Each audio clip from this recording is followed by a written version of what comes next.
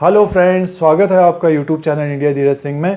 Bharat heavy electrical limited की बात करते हैं दोस्तों, और इसका शेयर का भाव है, प्राइस है 28 रुपये 30 पैसे के आसपास।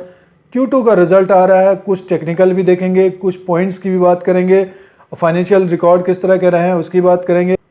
चैनल पर अगर आप नए हैं तो सब्सक्राइब और बेल आइकन को प्रेस करिए, आप लोगों को यूट्यूब की तरफ से नोटिफिकेशन मिलता है जब भी नया वीडियो अपलोड होता है। तो कुछ इंपॉर्टेंट पॉइंट्स की बात करते हैं, भारत हैवी इलेक्ट्रिकल लिमिटेड की बात करते हैं। पीएसयूज कंपनियों में पिछले कुछ समय से, पिछले कुछ टाइम से लगातार गिरावट है दोस्तों, और एक तरह से 2-3 साल से देखा जा रहा है कि ये जब तेजी में होती है तब लिया तो एक तरह से फंस भी जा रहे हैं निवेशक या रिटेल इन्वेस्टर्स।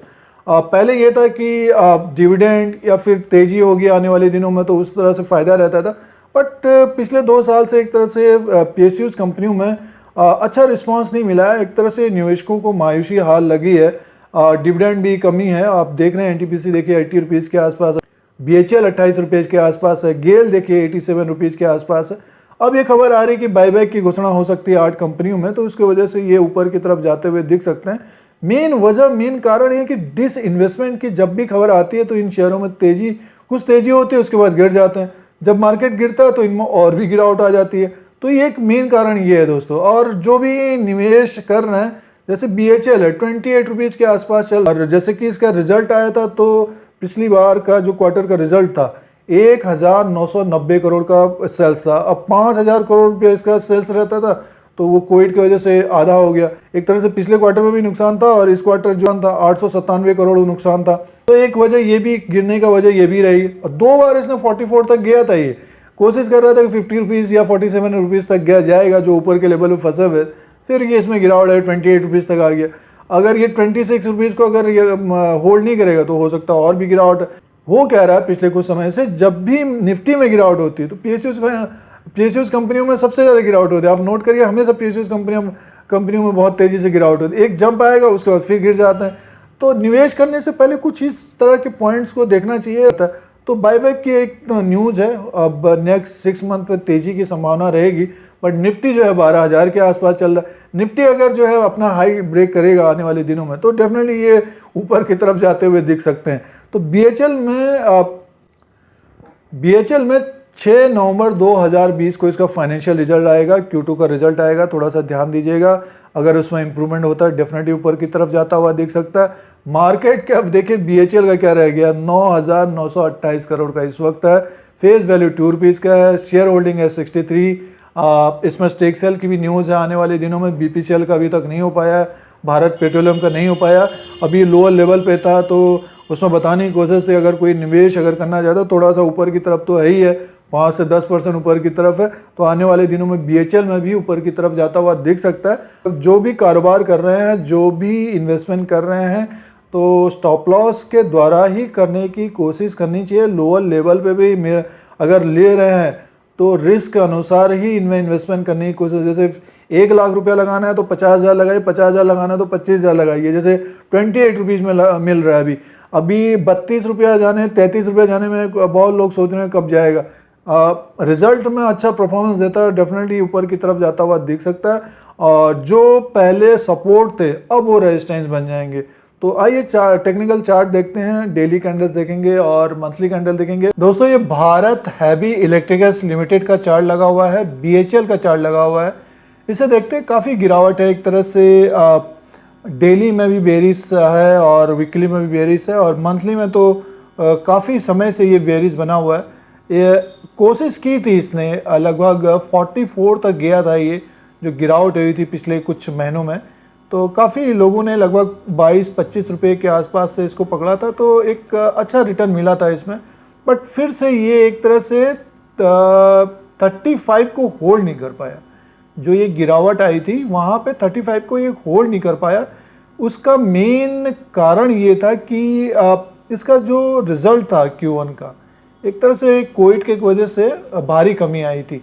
वैसे भी पीएसयूज कंपनियों में न्यूज़ आ जाती, जैसे गवर्नमेंट की तरफ आत्मनिर्भर की बात चल रही थी और प्रोजेक्ट जो है भारत की कंपनियों को दिया जाएगा, तो उसमें से बीएचएल एक अच्छी कंपनी रही है ये, और उसी की वजह से ये 2 बार इसने ट्राई किया 44 की तरफ जाने के लिए। 50 रुपीज़ के जाने के लिए 44 के आसपास से लौट गया ये। एक तरह से हम अब देखते हैं दोस्तों, अब ये अपने एक सपोर्ट के आसपास यहाँ पे है। तो इसके आगे की बात करते हैं दोस्तों और इसका देखते हैं किस तरह के कैंडल बने हैं पिछले कुछ समय से।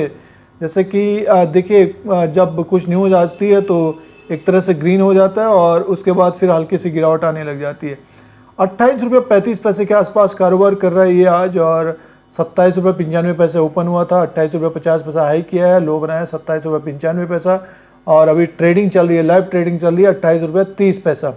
अब Q2 का रिजल्ट आ रहा है, दूसरी तिमाही का रिजल्ट आ रहा है। सबसे पहले सपोर्ट की ही बात करते हैं दोस्तों, बट ये है कि यहाँ से एक तरह से सपोर्ट लेना चाहिए अगर कोई इन्वेस्टमेंट करना चाह रहा है या फिर एक तरह से ट्रेडिंग करना चाह रहा है।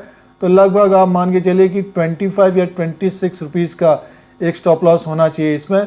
ऊपर का हम टारगेट देखेंगे तो लगभग 32 रुपये से 33 रुपये तक एक टारगेट बन सकता है। जैसे पहले जो सपोर्ट थे एक तरह से, वो अब एक रेजिस्टेंस बनेंगे और वहाँ तक का एक टारगेट दिखेगा।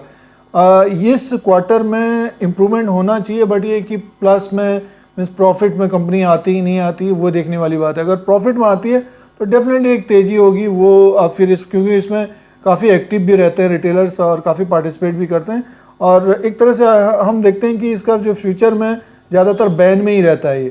तो अभी अपने लोअर के आसपास खड़ा है ये, और सपोर्ट आप लोगों को बताने की कोशिश। ऊपर का एक टारगेट जैसे 32 से 33 रुपये का एक टारगेट होना चाहिए। उसके बाद हम देखते हैं लगभग 34 से 35 तक का एक टारगेट होना चाहिए। अगर यहाँ से अगर बाउंस बैक होता है तो सबसे पहले 32 रुपये के दोस्तों लगभग 10-15% ऊपर की तरफ जाता है, तो उसके बाद अपना देखने की कोशिश करिए, सिचुएशन के हिसाब से देखने की कोशिश करनी चाहिए। फिलहाल डेली में भी बेरिश है, वीकली में भी बेरिश है, मंथली में तो बहुत पहले से बेरिश चल रहा है। वजह यह है कि PSUs कंपनियों में डिसइन्वेस्टमेंट और फिर BHEL में एक तरह से नुकसान ही रहा है पिछले कुछ समय से। लगातार ये लगभग 50-60 रुपये के आसपास कारोबार कर रहा था, तो एक क्वार्टर में इसको प्रॉफिट आया था, उसके बाद ये ऊपर जाने की कोशिश कर रहा था, बट फिर हो नहीं पाया वो। और ये जो 44 के आसपास तक गया था, आत्मनिर्भरता की बात चल रही थी, कंपनियों को आत्मनिर्भर बनाया जाएगा, अब प्रोजेक्ट जो है इन कंपनियों को दिया जाएगा। अब सारी चीज़ें ठंडे बस्ते में हैं, तो कंपनियों का स्टॉक्स भी नीचे की तरफ, आप कोई भी PSU स्टॉक को देख लीजिए सारे नीचे की तरफ है।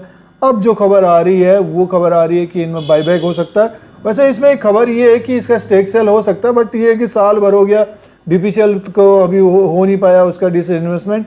अब BHEL का कब तक होगा वो देखने वाली बात होगी दोस्तों। तो ये इसमें साफ तरीके से दिख रहा है कि अभी बेरिश मोड में है। अगर यहाँ से एक तरह से हम देखते हैं बाउंस बैक होता है 32 रुपये तक, उसके बाद 34-35 रुपीज़ तक जाता हुआ दिख सकता है। डेली कैंडल में भी, ये डेली कैंडल का है दोस्तों। अगर मंथली कैंडल का देखेंगे तो उसमें तो देखिए, ये देखिए अब रेड कैंडल ही हमें दिख रहे हैं ज़्यादातर। पिछले 4-5 महीने में एक तरह से ग्रीन दिखे, और फिर ये बड़ा जो डिप आया सितंबर के मंथ में, क्योंकि रिजल्ट आया था, बड़ा डिप आ गया दोस्तों, और सारे PSUs कंपनियों में आए। तो अक्टूबर में भी एक तरह से हम देख रहे हैं कि अक्टूबर में भी एक तरह से रेड कैंडल बना हुआ है।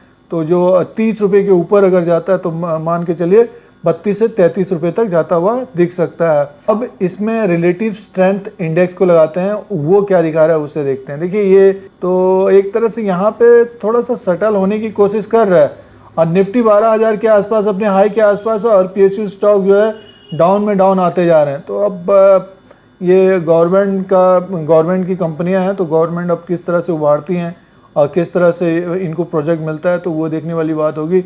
और एक तरह से पावर इक्विपमेंट में BHEL टॉप कंपनी रही है। तो आने वाले दिनों में आत्मनिर्भरता वाली बात चल रही है, तो अगर प्रोजेक्ट मिलते हैं और ऑर्डर्स मिलते हैं BHEL को, तब स्टॉक ऊपर की तरफ जाता हुआ दिख सकता है। फिलहाल टेक्निकली दोस्तों अब ये बेरिश बन चुका है, 32 रुपये से नीचे की तरफ एक तरह से बेरिश है। कोई भी यहाँ पे निवेश कर रहा है तो एक टारगेट सेट करिए, और स्टॉप लॉस भी अपना सेट करिए। लगभग 25 रुपये का स्टॉप लॉस तो होना ही चाहिए। तो ये डेली कैंडल्स और मंथली कैंडल्स और RSI के हिसाब से देखें तो अभी 26 से 28 रुपये के बीच कारोबार कर रहा है दोस्तों। रिजल्ट आने दीजिए, जो ऊपर के लेवल फंसे हुए हैं तो उसी के अनुसार फिर अपना डिसीजन लेने की कोशिश करनी चाहिए दोस्तों। BHEL का अपडेट था, इसका Q2 का रिजल्ट आना है, तो उसका इन्फॉर्मेशन था और कुछ टेक्निकल रेजिस्टेंस सपोर्ट और लेवल्स बताने की कोशिश थी। और भी वीडियो अगर आपको देखने हो, रिलायंस का है, भारतीय एयरटेल का है, बजाज फाइनेंस का है, SBI का किया है, टाटा मोटर का किया है, L&T का किया है, UTI AMC का किया है और इसी तरह से न्यू वीडियो अपलोड करते रहते हैं। अगर आपको ये YouTube channel India Dheeraj Singh देखना हो तो सब्सक्राइब और बेल आइकन को प्रेस करिए। आप लोगों को यूट्यूब की तरफ से नोटिफिकेशन मिलता है जब भी नया वीडियो अपलोड होता है, जब भी न्यू वीडियो अपलोड होगा तो यूट्यूब की तरफ से नोटिफिकेशन मिलता है। फिर कोई नया वीडियो लेके आएंगे। आज के लिए इतना ही, धन्यवाद।